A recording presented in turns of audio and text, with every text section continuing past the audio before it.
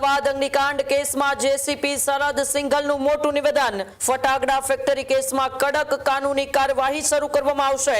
કુલ 15 લોકો ઇન્જર્ડ થયા હતા પ્રાથમિક દૃષ્ટિએ। આરોપીઓની વિરુદ્ધમાં બીએનએસ કલમ 105 જો જૂની કલમ આઈપીસી 304 મુજબ ગુના દાખલ કરવામાં આવશે અને બધી ટીમો ક્રાઇમ બ્રાન્ચ સ્થાનિક પોલીસ પણ આરોપીઓની શોધી રહી છે। આરોપીનું નામ મેહુલ ડોડિયા છે અને બીજા પણ એના સાથે કોણ સંડાયેલા છે અને એનો જમીન કોની છે આ બધાને અત્યારે અમે શોધી રહ્યા।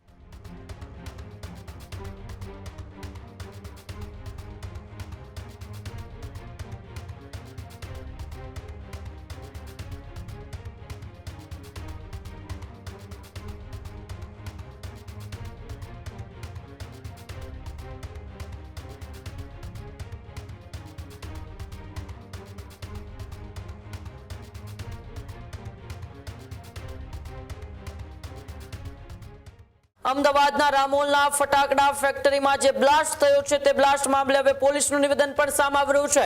ત્યારે અમદાવાદ અગ્નિકાંડ કેસમાં જેસીપી શરદ સિંઘલનું મોટું નિવેદન, આરોપી મેહુલ ડોડિયા સામે એક્સપ્લોઝિવ એક્ટ હેઠળ કાર્યવાહી કરવામાં આવશે। આ વિવાદ જેસીપી શરદ સિંઘલે કરી છે।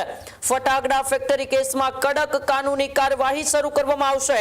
ગેરકાયદેસર વિસ્ફોટક સંગ્રહની તપાસ છે તે પણ પોલીસ છે તે તેજ કરશે। આરોપી સામે ગંભીર કલમો પણ ઉમેરાશે। ત્યારે ફેક્ટરી સંચાલકની ભૂમિકા તપાસના કેન્દ્રમાં છે। લાયસન્સ અને નિયમોના ભંગની તપાસ પણ એ જલ્દી કરવામાં આવશે। સમગ્ર કેસમાં વધુ એ ધરપકડની પણ શક્યતાઓ છે। જે રીતે રામોલની અંદર જે ફટાકડા ફેક્ટરી જે ગેરકાયદેસર રીતે ખેતરની અંદર ચાલતી હતી તેમાં બ્લાસ્ટ થયો, 8 લોકોના તેમાં જીવ ગયા છે અને તેમનો આરોપી એટલે કે ફેક્ટરીનો માલિક જે મેહુલ ડોડિયા છે તે મેહુલ ડોડિયા સામે કાર્યવાહીના સંકેતો પોલીસે આપી દીધા છે। અમદાવાદ જેસીપી શરદ સિંઘલ છે તે તાત્કાલિક ઘટના સ્થળે પહોંચ્યા હતા અને ત્યાંથી જ તેમણે નિવેદન આપ્યું છે, પ્રતિક્રિયા આપી છે કે આરોપી મેહુલ ડોડિયા સામે એક્સપ્લોઝિવ એક્ટ હેઠળ કાર્યવાહી કરવામાં આવશે અને કડક કાનૂની કાર્યવાહી થશે। ગેરકાયદેસર જે વિસ્ફોટક પદાર્થ છે તેમનો સંગ્રહ કેવી રીતે કર્યો, કેવી રીતે આ લાયસન્સ રદ થયા હોવા છતાં આ ફટાકડા ફેક્ટરી ત્યાં ચલાવવામાં આવતી હતી, આ તમામ પ્રકારે એ જેસીપી શરદ સિંઘલે કાર્યવાહી થશે તેમના સંકેતો આપ્યા છે। ત્યારે આવો આપણે સાંભળીએ અમદાવાદ જેસીપી શરદ સિંઘલ જ્યારે ત્યાં ઘટના સ્થળે પહોંચ્યા અને ત્યારબાદ કડક કાર્યવાહીને લઈને શરદ સિંઘલે શું કહ્યું। ये एरिया जो रामोल વિસ્તારમાં પડે છે અને આગળ આરએએફનો હેડક્વાર્ટર છે તો આરએએફની ટીમો પણ અહીંયા આવી ગઈ હતી તરત જ। પોલીસ પણ અહીંયા છે અને ફાયરની ટીમો પણ છે। રેસ્ક્યુ ઓપરેશન પણ અત્યારે ચાલી રહ્યા છે। એલજી હોસ્પિટલ સિવિલ હોસ્પિટલમાં પણ ત્યાં ડીસીપી કક્ષાનો અધિકારી છે અને અત્યારે કન્ફર્મ જ્યારે ખબર પડશે ત્યારે આપનો મીડિયાનો જાણ કરવામાં આવશે। અને કુલ 15 લોકો ઇન્જર્ડ થયા હતા પ્રાથમિક દૃષ્ટિએ, જેમાંથી એક ડેથ કન્ફર્મ થઈ છે। આરોપીઓની વિરુદ્ધમાં બીએનએસ કલમ 105 જો જૂની કલમ આઈપીસી 304 મુજબ ગુના દાખલ કરવામાં આવશે અને એના સાથે સાથે એક્સપ્લોઝિવ એક્ટ્સનો ક્યોંકि આ ગેરકાયદેસર ચાલતી હતી અને લાયસન્સ ના હતા તો એક્સપ્લોઝિવ એક્ટનો પણ એમાં એડ કરવામાં આવશે અને બધી ટીમો ક્રાઇમ બ્રાન્ચ સ્થાનિક પોલીસ પણ આરોપીઓની શોધી રહી છે। આરોપીનું નામ મેહુલ ડોડિયા છે અને બીજા પણ એના સાથે કોણ સંડાયેલા છે અને એનો જમીન કોની છે આ બધાને અત્યારે અમે શોધી રહ્યા। એ એરિયા જો રામોલ વિસ્તારમાં પડે છે અને આગળ આરએએફનો હેડક્વાર્ટર છે તો આરએએફની ટીમો પણ અહીંયા આવી ગઈ હતી તરત જ। પોલીસ પણ અહીંયા છે અને ફાયરની ટીમો પણ છે। રેસ્ક્યુ ઓપરેશન પણ અત્યારે ચાલી રહ્યા છે।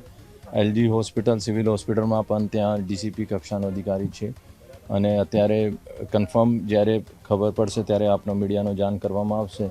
અને કુલ 15 લોકો ઇન્જર્ડ થયા હતા પ્રાથમિક દૃષ્ટિએ, જેમાંથી એક ડેથ કન્ફર્મ થઈ છે।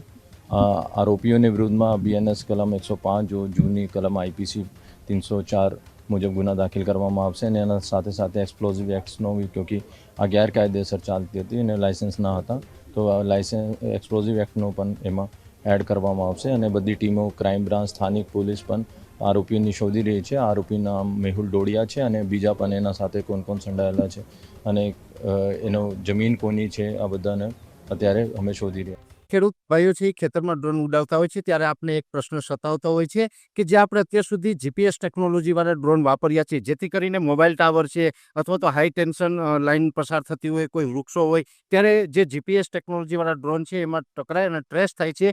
પણ એગ્રીઓન લાવ્યું છે GNSS ટેકનોલોજી ડ્રોન, જેથી કરીને એ ડ્રોન છે એ કોઈ જગ્યાએ ટકરાય નહીં, પોતાની રીતે જ ડિસિઝન લે છે ને મૂવ થઈ જાય છે, જેથી કરીને GNSS ટેકનોલોજી ડ્રોન છે એ વાપરવાનો આગ્રહ રાખો.